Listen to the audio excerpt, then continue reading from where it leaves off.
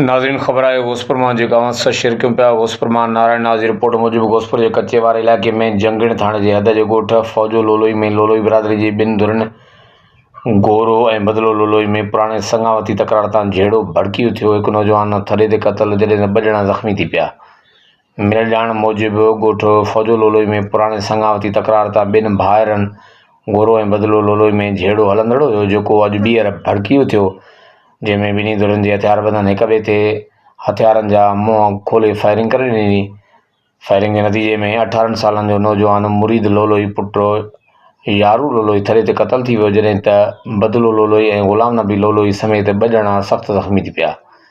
फौजी नौजवान जो लाश वारिस खणाए रूरल हेल्थ सेंटर घोसपुर मुंतक़िल करे छॾियो, जिते संदसि पोस्टमार्टम ऐं ज़रूरी कार्रवाई बाद लाश वारसनि हवाले कयो वियो। ॿिए पासे धुरनि में छिकताण बरक़रार आहे ऐं इलाइक़े में सख़्तु ख़ौफ़ वारो माहौल आहे, जॾहिं त घोसपुर पुलिस वाक़े जी NC दाख़िल करे वधीक जांच शुरू करे ॾिनी आहे।